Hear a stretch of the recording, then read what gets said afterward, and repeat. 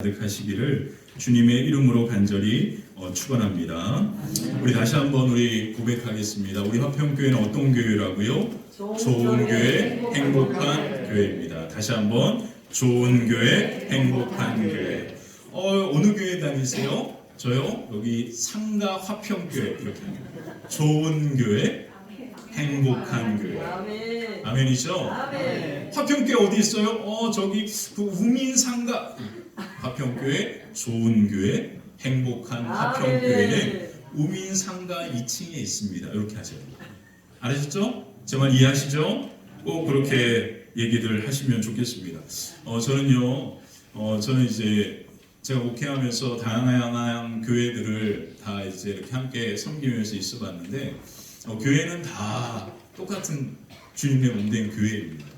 그래서 교회가 크고 작고는 우리가 볼 때는 정말 뭐 강남의 좋은 곳에 그렇게 큰 건물, 화려한 건물들만 있는 교회로 그렇게 인식하지만 하나님이 보실 때에는 모든 교회는 다 주님의 피값으로 사신 그리스도의 몸된 교회인 줄 믿습니다. 그런데 우리는 자꾸 그 교회를 표현할 때 우리 화평교회는 작은 상가에 있는 개척교회예요, 작은 교회. 자꾸 이런 말을 우리가 붙이는 그것이 때로는 우리의 습관이 되어 버려가지고 아무런 꺼리낌 없이 아무 생각 없이 그렇게 이야기하는 그러한 습성이 있는 것 같아요. 그러면서 우리가 믿음으로 선포하는 대로 그 말대로 우리 교회가 그렇게 될 줄 믿거든요. 그렇기 때문에 우리가 작은 교회라 그러면 계속 이렇게 작은 교회로만 머물 수 있게 되니까 그렇게 하지 마시고 좋은 교회, 행복한 교회라 그렇게 꼭 표현해 주셨으면 좋겠습니다. 자, 오늘 말씀의 제목은 의심을 멈추고 믿어라 라고 하는 제목으로 하나님 말씀을 같이 함께 나누겠습니다.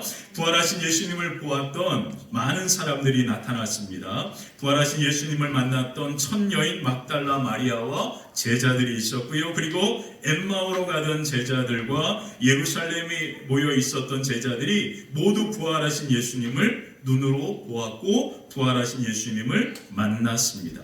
이들 모두는 예수님의 부활의 증인의 삶을 살아가기 시작합니다. 부활의 증인들을 통해서 예수님께서 부활하신 이야기가 예루살렘에 퍼집니다. 그리고 온 유대에 퍼집니다. 그리고 사마리아 땅끝까지 퍼져서 오늘 우리에게도 그 이야기가 들려온 겁니다. 그리고 오늘 우리는 부활하신 예수님을 우리의 직접 눈으로 보지는 않았지만 예수님께서 부활하심을 믿습니다. 아멘.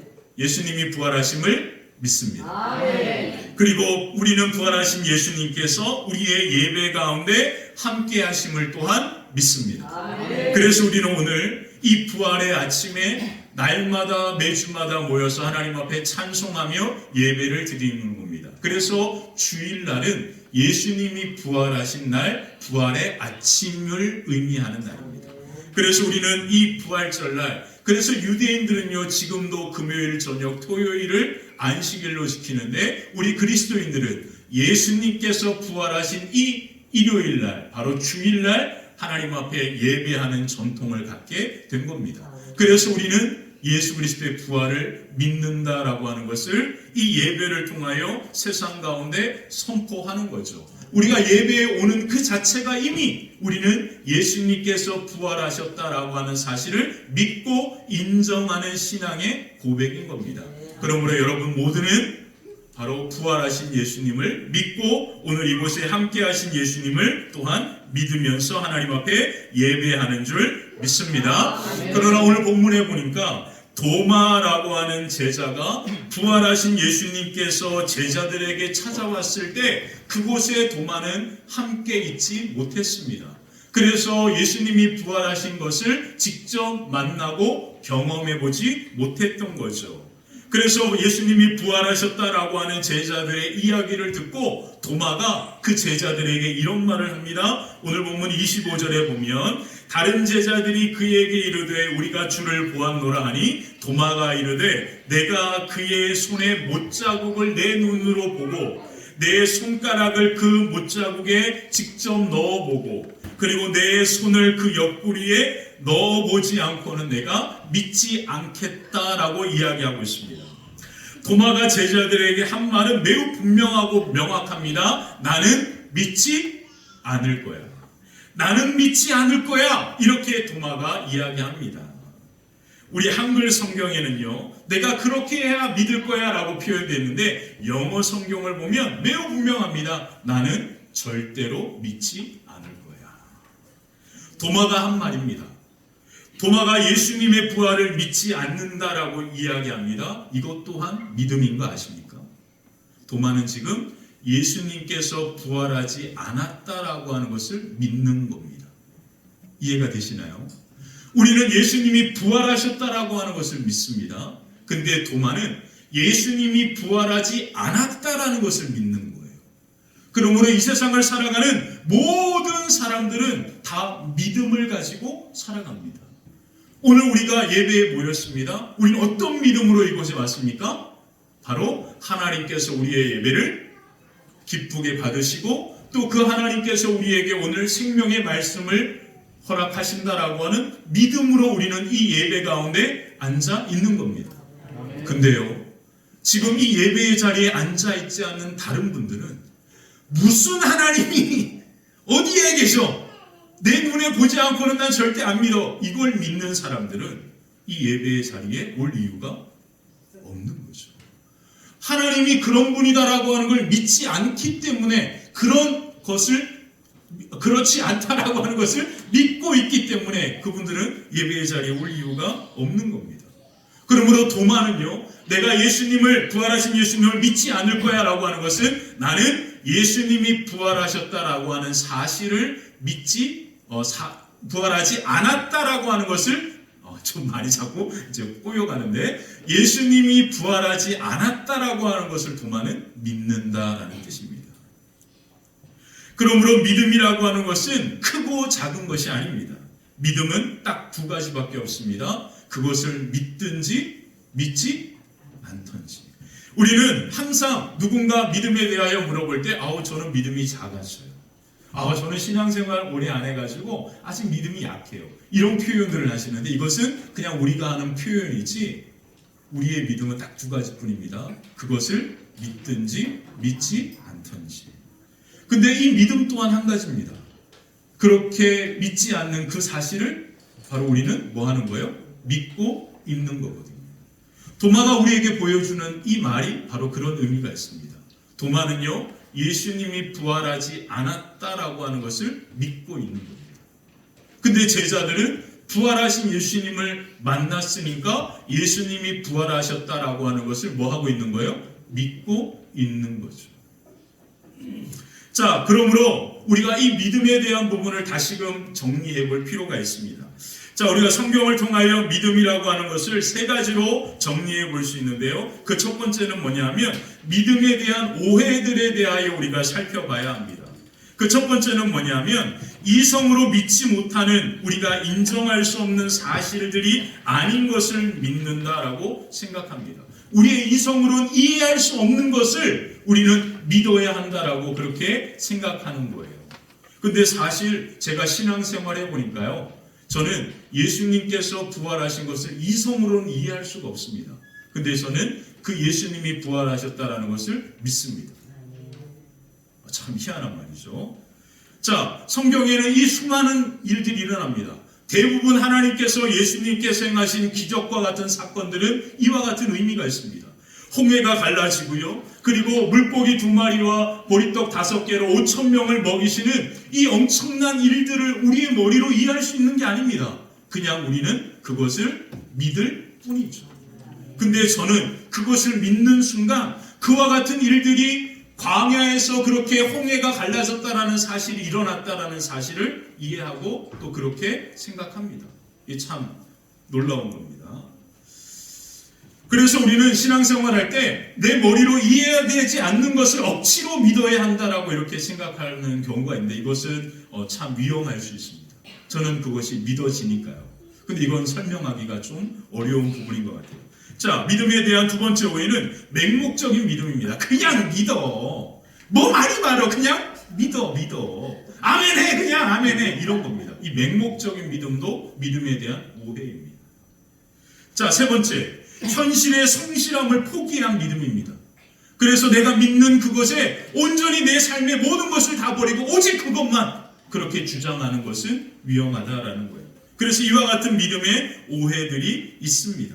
로마서 1장 16절에 보면 그래서 사도 바울은 내가 복음을 부끄러워하지 아니하노니 이 복음은 모든 믿는 자에게 구원을 주시는 하나님의 능력인데 그 능력은 먼저는 유대인에게 그리고 헬라인에게, 다른 말로 표현하면 이 놀라운 믿음의 구원의 은혜는 모든 사람들에게 임하는 믿음의 은혜라고 이야기합니다.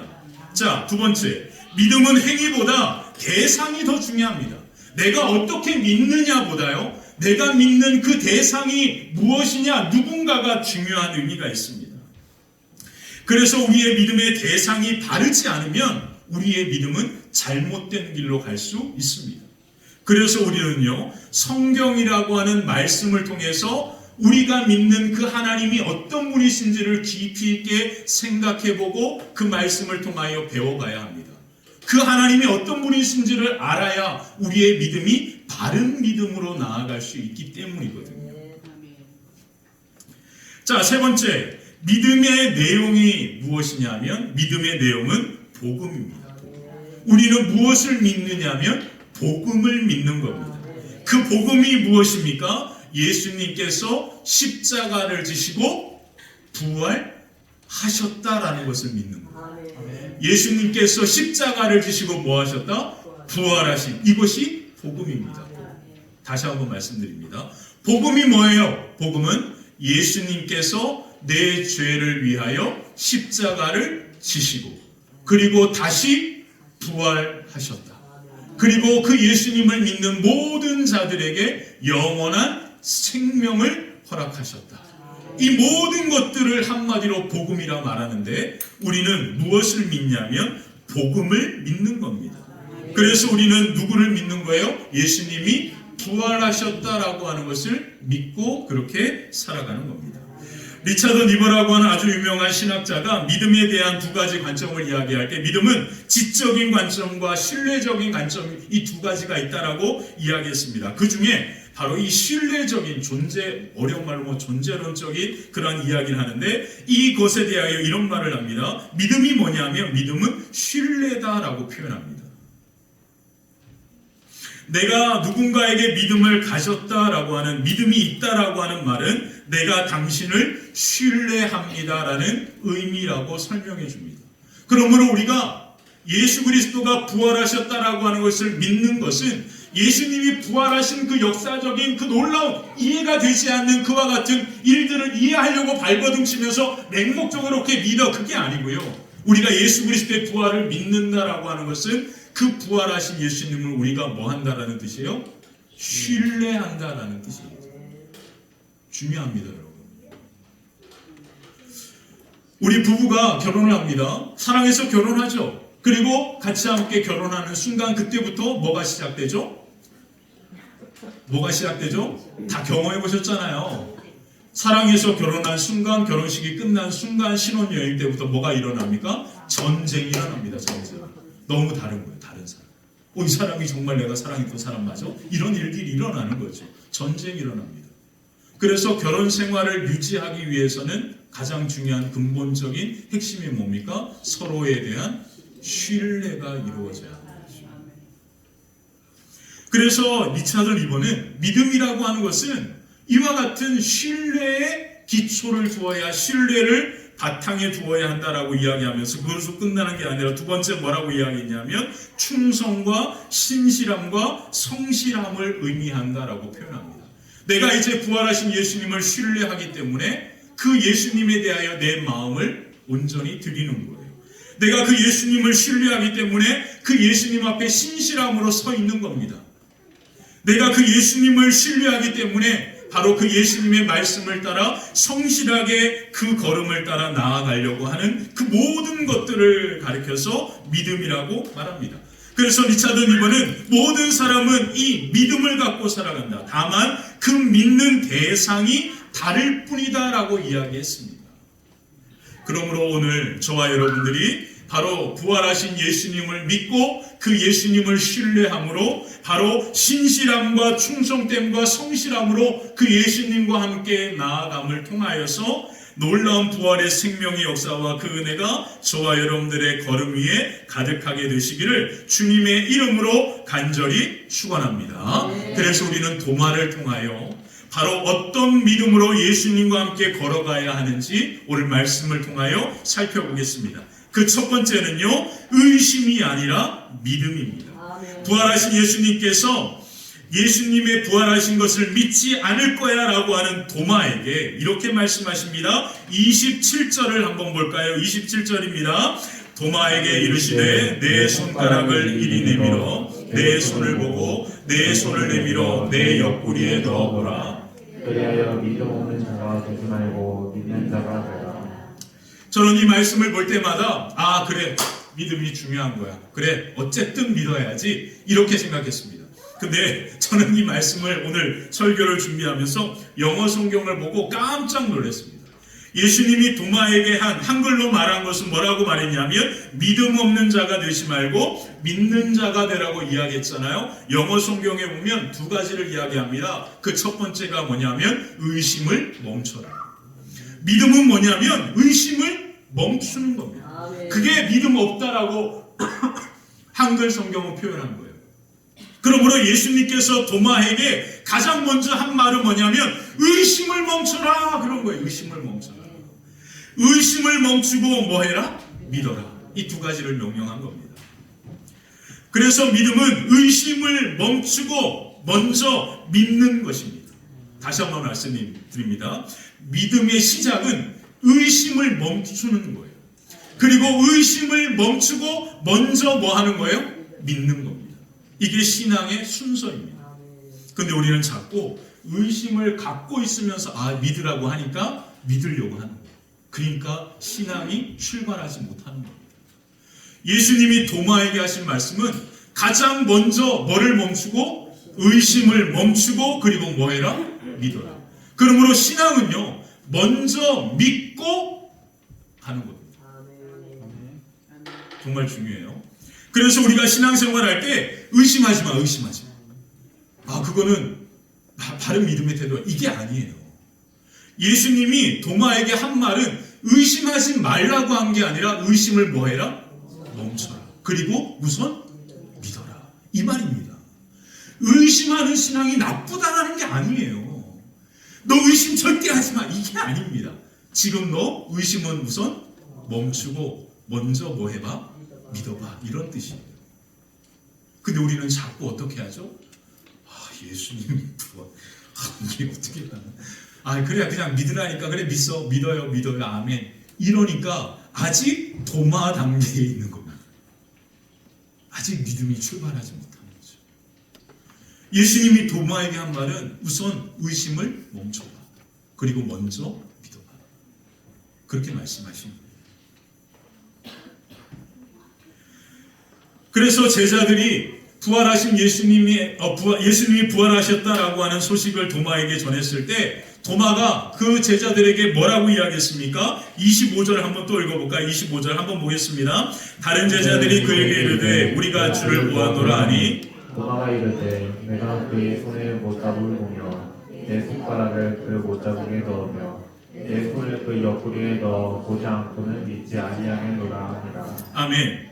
그래서 도마는 스스로 그 믿음을 내가 선택할 수 있다라고 그렇게 생각합니다. 그래서 뭐라고 이야기합니까? 예수님의 손에 난 목자국을 내 눈으로 직접 보고 그 못자국에 내 손가락을 넣어보고 그리고 예수님의 옆구리에 난 그 창자국에 손가락을 넣어보아야만 내가 믿을 거야. 다른 말로 표현하면 나는 절대 예수님이 부활하셨다라는 것을 안 믿어 이거예요. 다른 말로 표현하면 무엇입니까? 오늘 예수님께서 그에게 하신 말씀대로 보면 도마는 지금 예수님이 부활하셨다라고 하는 것을 뭐 하고 있죠? 의심하고 있는 겁니다. 놀랍죠? 예수님께서 부활하신다라고 하는 사실을 제자들에게 그냥 한 번도 말씀하시지 않은 적이 없습니다. 제자들과 다니면서 예수님은 거듭해서 3번씩이나 십자가를 지고 부활할 것에 대하여 가르치셨습니다. 그걸 도마는 이미 여러 번 들었다라는 거예요. 그리고 심지어 죽은 나사로가 사는 일까지 보았습니다. 에바다라고 하는 것까지 다 보았다란 말인 거예요.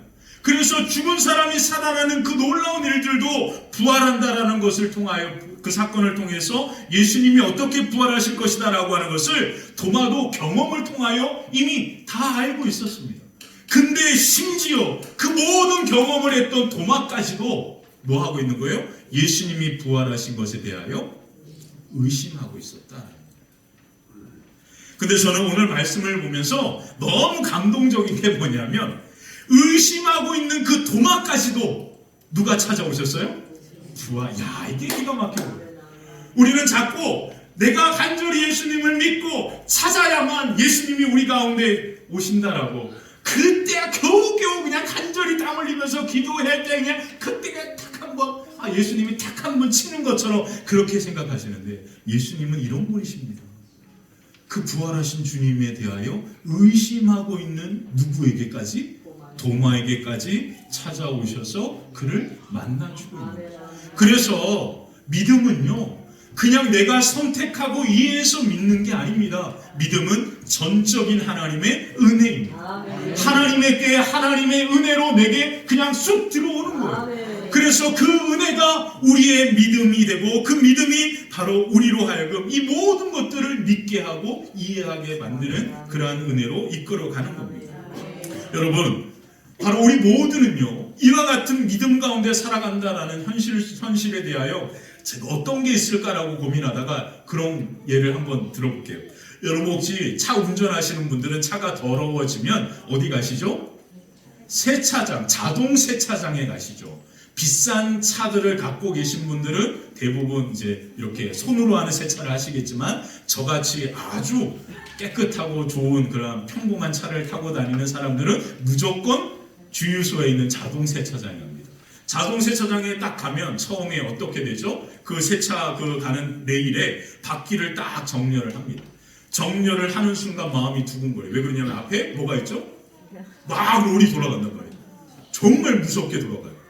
근데 그 롤이 계속 그 눈앞에 보입니다. 근데 그 주차장에 딱 레일에 딱 가는 순간 그 세차장에서 일하시는 사장님께서 문을 똑똑 두드리면서 뭐라고 이야기하시죠? 절대 브레이크를 밟지 마세요. 근데 막 다가오면 차가 막 깨질 것 같은 그런 마음이 드는 거예요. 우와, 어떡하지? 막 그러고 가는데 그 돌아가는 그 레일 앞에 뭐가 있어요? 절대 브레이크를 밟지 마십시오. 우리는 그 말을 뭐 하는 거예요? 믿고 브레이크를, 우리의 눈에는 정말 차가 깨질 것 같고 유리창문을 뚫고 들어올 것 같은데 그 말을 믿고 우리는 뭐 하지 않습니까? 브레이크를 밟지 않습니다. 이 경험을 한번 하면 그 다음부터 우리 세차장 갔을 때 자연스럽게 그냥 올라가겠다 이렇게 믿고 그냥 그렇게 하는 거예요. 비행기 타고 하는 거 다 마찬가지입니다. 우리가 오늘 제가 차를 타고 오는데 고속도로를 달려왔습니다. 저는 운전할 때마다 그 생각을 합니다. 옆에 120km로 같이 달리는 차가 바로 옆에 붙어서 갑니다. 근데 우리는 그 차가 이렇게 칠 거라고 하는 염려는 하지만 그 차가 이렇게 들어올 거라고 하는 생각은 하지 않고 그냥 계속 속도를 내면서 그냥 같이 달려갑니다. 이건 뭐죠? 믿음이거든요. 믿음. 이해가 되십니까? 믿음은 이런 겁니다. 부활하신 예수님을 우리가 눈으로 보고 이해해서 믿는 게 아니고요, 먼저 믿고 난 다음에 그게 이해되고 그리고 그것이 우리 가운데 납득이 되기 시작하는 거죠. 그래서 의심하는 게 나쁜 게 아니고요, 먼저 뭐 하는 게 중요합니까?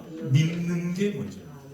우리가 먼저 부활하신 예수님을 믿는 순간 그때부터 바로 부활하신 주님이 우리 마음에 들어오셔서 우리의 믿음과 삶을 이끌어가는 놀라운 은혜가 임하게 되는 줄 믿습니다. 자, 의심 많은 도마에 관한 이야기가 바로 이렇게 그림으로 그려져 있는데요. 독일에 가면 베를린에 한 이제 박물관에 이 그림이 있습니다. 우리 카라바조라고 하는 분이 그린 의심하는 도마라고 하는 그림인데요. 이 베를린이 우리 지휘자님이 공부하셨던 곳인데 오늘 오면서 이 그림 보셨냐고 물어봤더니 자기는 관심이 없었다고 그렇게 얘기하셨는데 바로 이 그림입니다. 카라바조가 그린. 이 그림이에요. 여러분 혹시 같이 함께 우리 유럽에 가게 되면 이 그림을 이제 보게 되실 건데, 자, 이 도마가 누굴까요? 도마가 바로 이 손가락으로 예수님의 그 옆구리에 직접 뭘 하고 있습니까? 손가락을 넣고 있는 거예요. 근데 그 얼굴 표정을 한번 보십시오. 손가락을 넣는 순간에도 뭐 하고 있는 거예요? 야, 이게 우리입니다. 이게. 그러면 우리가 해야 할 건 뭡니까? 의심을 우선 멈추고 뭐 해라? 믿어라. 이게 순서입니다. 의심하지 말라는 게 아니고요. 의심을 멈추고 먼저 믿어라. 이게 첫 번째 중요한 메시지입니다. 자, 아니 저기 아까 그 그림 보세요. 자, 여기 중요한 메시지가 나옵니다. 카라바조가 이 그림을 그리면서 옆에 있는 두 제자가 나오죠. 저 머리가 좀 이렇게 좀 시원하신 분이 누굴까요? 베드로입니다. 베드로. 그리고 그 옆에 있는 사람이 누굴까요?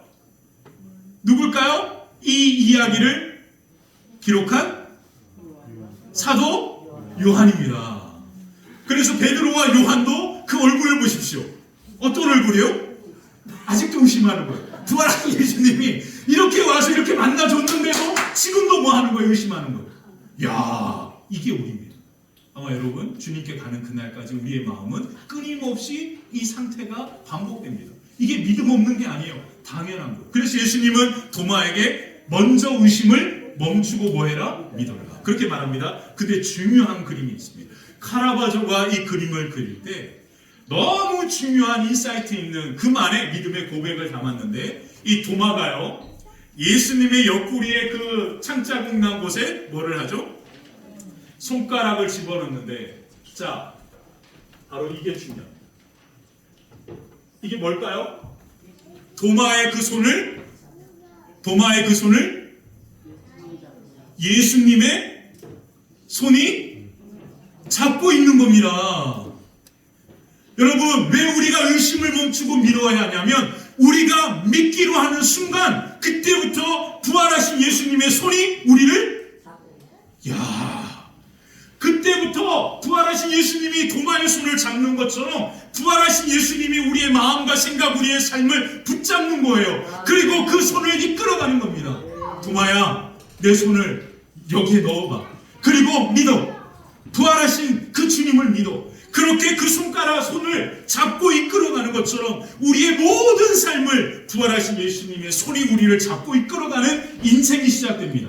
그러면 어떤 문제가 생기는지 아세요? 그러면서 우리의 마음에 생기는 의심은 우리의 신앙을 더욱더 깊이 만드는 거예요. 왜 그러냐면 내 손을 누가 잡고 계시니까? 부활하신 예수님이 잡고 계십니다. 그래서 의심을 멈추고 먼저 믿어라는 거예요.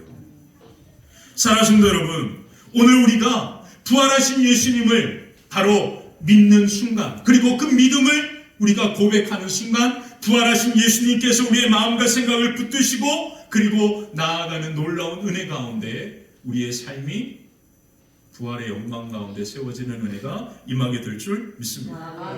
자, 그러면서 이 도마가 이 놀라운 은혜를 경험하고 나서 바로 이런 말을 하는 것. 우리 29절 같이 한번 읽어볼까요? 28절이네요. 28절, 29절 보면 도마가 대답하여 이르되 나의 주님이시요 나의 하나님이시니라. 아멘. 근데 예수님이 그를 향하여 뭐라고 이야기합니까? 예수께서 이르시되 너는 나를 본고로 믿느냐? 보지 못하고 믿는 자들은 복이 있다. 아멘. 눈으로 보고 믿는 거 너무 중요해. 그러나 나를 눈으로 보지 않고도 믿는 그 믿음은 너무나 복이 있다라는 거예요. 오늘 저와 여러분들을 향한 거죠.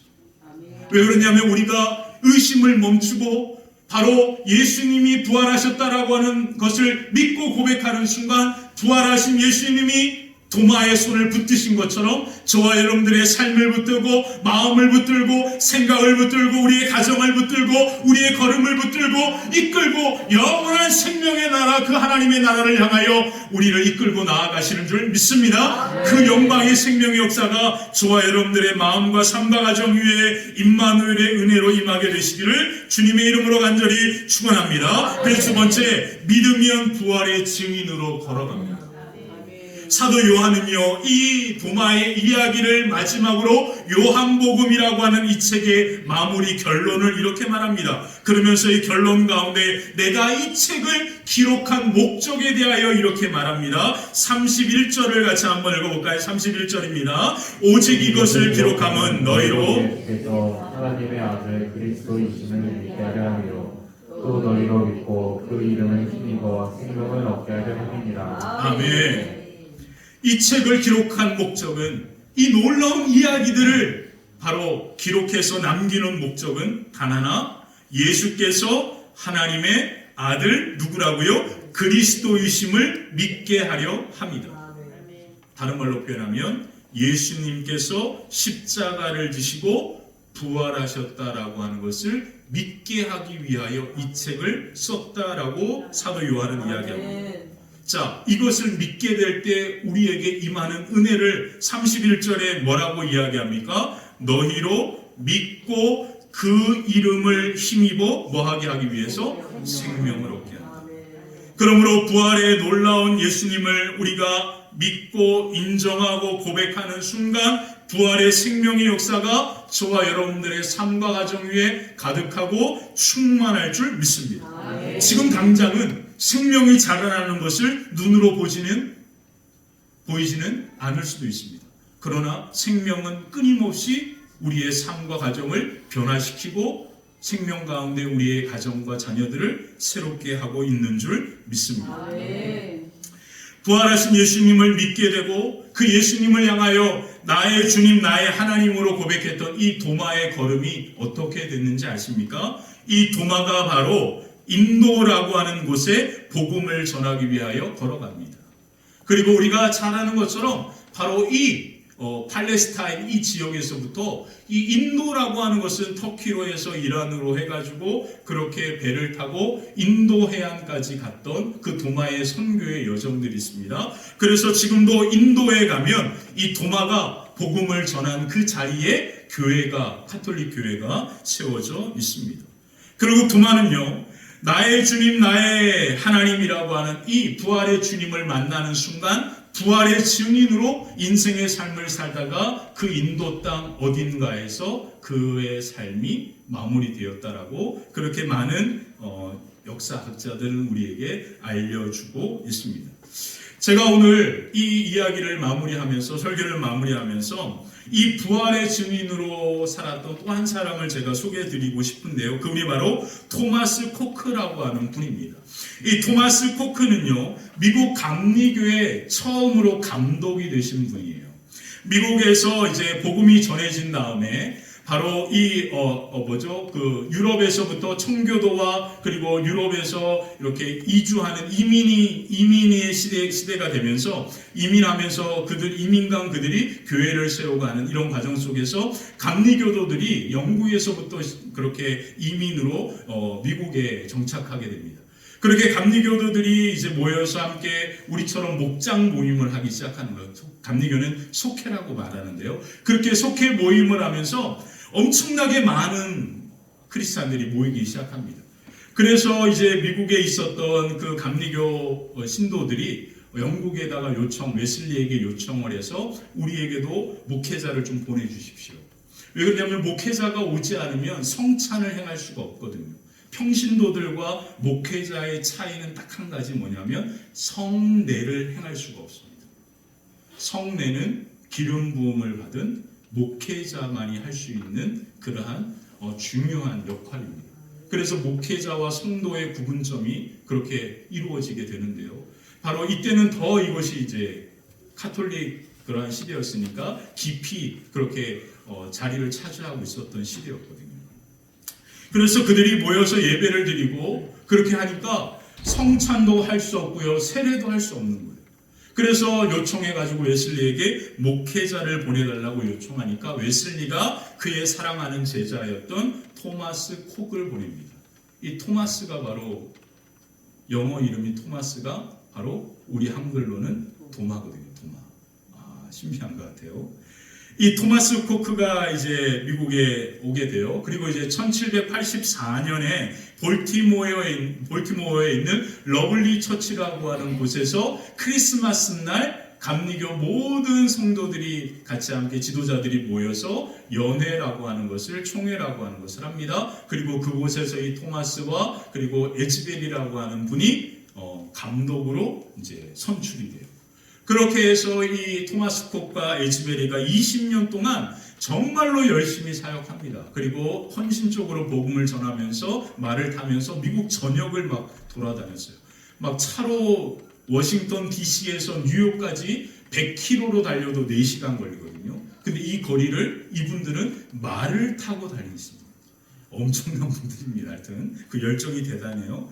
이 에즈베리는 속회를 드리고 가는 그곳에서 속회를 드리고 그날 지방에서 속회를 드리고 그리고 길을 떠나서 다른 곳에 또 속회를 인도하기 위하여 가는 그 길에 열병을 앓게 됩니다. 그리고 길에서 작은 오두막에서 생을 마감했어요. 이런 분들입니다.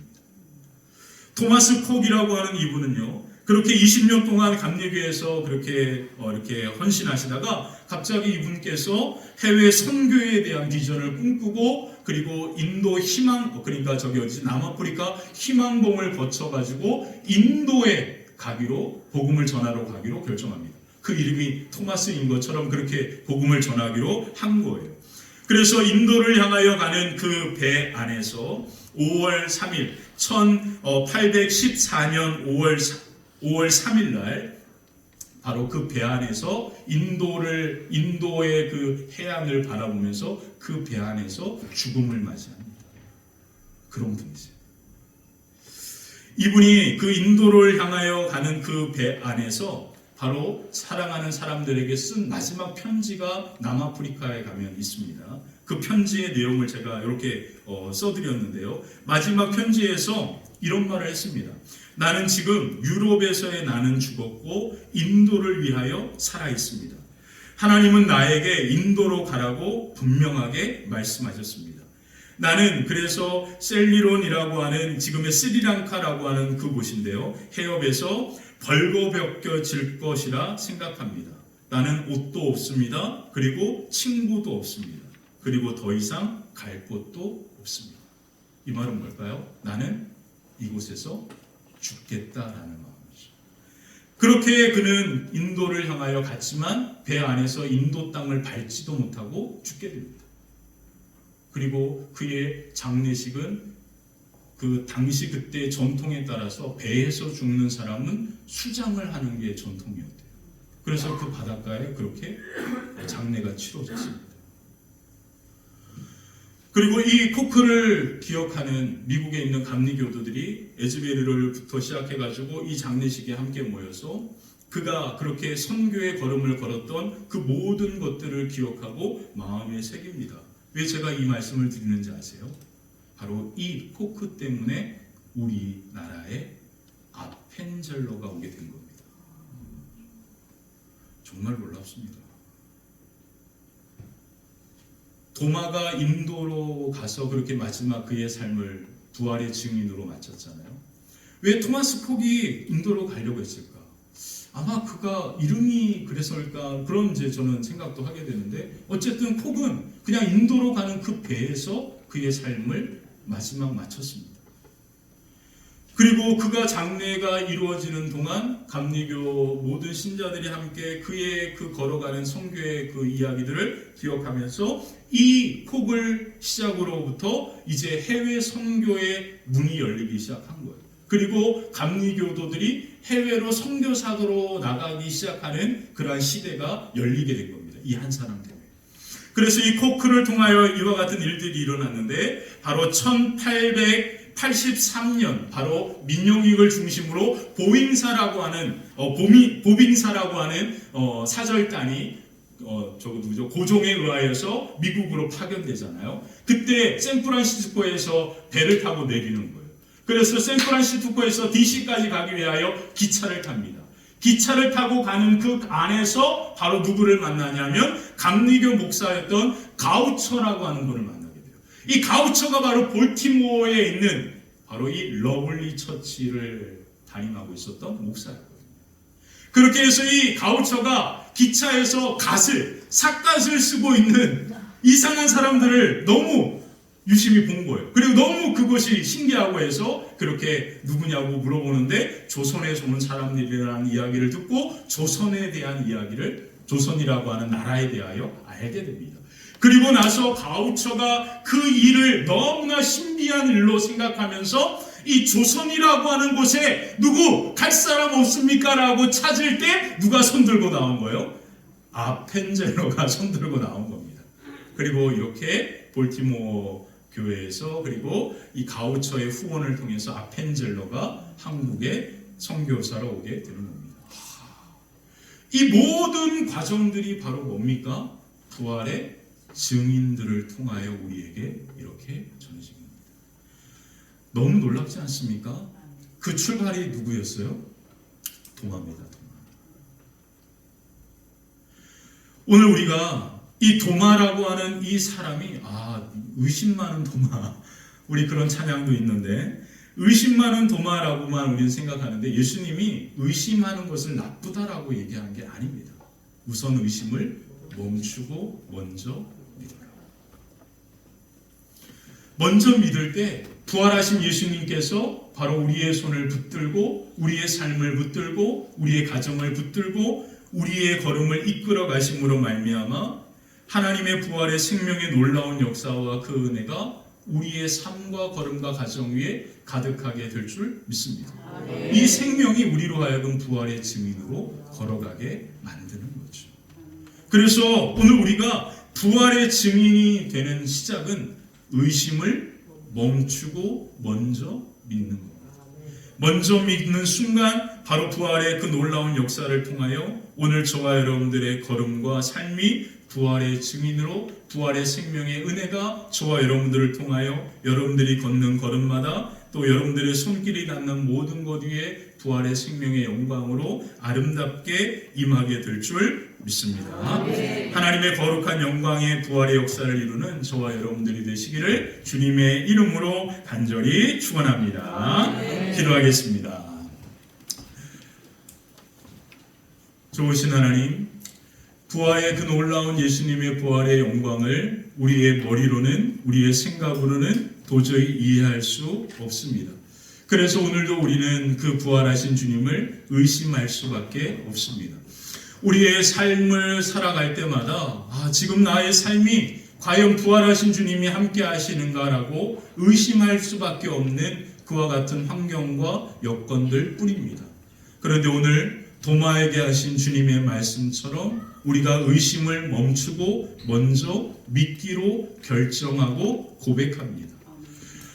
우리가 믿음으로 부활하신 주님께서 부활하셨고, 그리고 부활하신 주님께서 임마누엘의 영광으로 나와 함께 하심을 믿고 인정합니다. 부활의 주님의 손길이 우리의 마음과 생각을 붙드시고 우리의 걸음을 이끄시사 부활의 놀라운 생명의 역사 가운데 나아가는 복된 삶과 걸음들이 되게 도와 주시옵소서.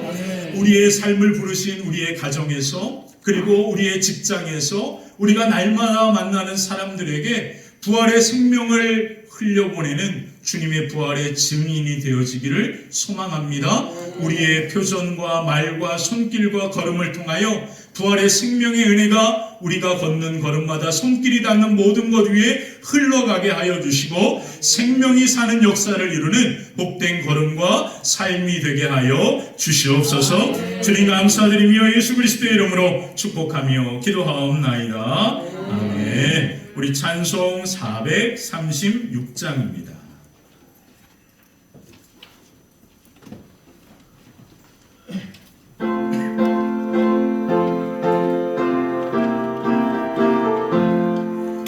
나 이제 주님의 새 생명 얻은 몸, 내 것은 지나고 새 사람이로다.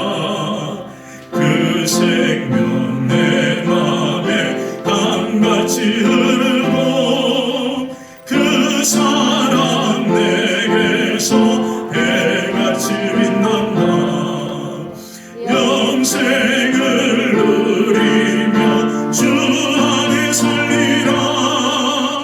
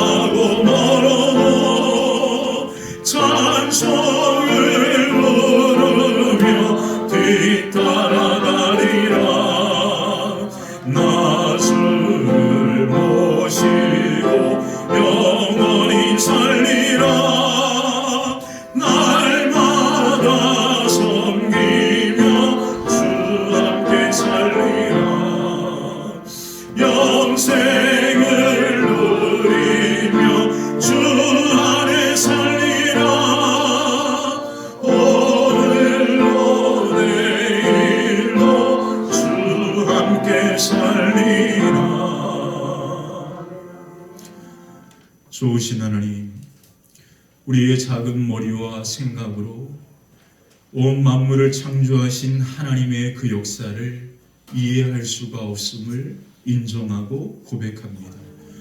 그래서 의심을 멈추고 먼저 믿기로 결단하고 예수님의 부활의 그 생명의 역사를 인정하고 고백합니다. 우리의 믿음을 하나님 받아 주시옵소서. 우리의 작은 생각과 마음을 이제 하나님 부활하신 주님의 손길로 주관하셔서 이제 부활의 영광이 믿어지고 이해되게 하여 주시고 하나님의 말씀이 내 마음 깊이 새겨지고 그 말씀이 살아있음이 내 삶과 경험을 통하여 경험되게 하여 주시옵소서. 부활의 생명과 그 은혜에 감사하여 오늘도 귀한 예물에 우리의 마음과 우리의 삶을 담아 아버지 앞에 올려드린 귀한 손길과 믿음 위에 하늘의 복과 은혜가 충만하게 하여 주시옵소서. 하늘의 문을 여시고 마음껏 하나님의 복이 우리 사랑하는 성도들의 손길과 걸음이 닿는 곳 위에 임하게 하셔서 부활의 생명의 영광 가운데 세워져 믿음의 가문과 기업들이 아름답게 서게 도와 주시옵소서. 오늘도 우리 가정과 삶을 위하여 믿음으로 기도하는 우리 믿음의 어머니들의 그 헌신과 수고함을 기억하면서 그 어머니들의 눈물을 하나님의 병에 담으시고 우리 사랑하는 모든 성도들의 가정과 자녀들의 걸음과 기업 위에 어머니들의 눈물의 기도가 아름답게 성취되고 이루어지는 역사가 가득하게 도와 주시옵소서. 주의 거룩한 영광이 우리 사랑하는 성도들의 걸음과 가정 위에 늘 충만하고 가득하기를 간절히 소망하며 예수 그리스도의 이름으로 축복하며 기도하옵나이다. 아멘. 지금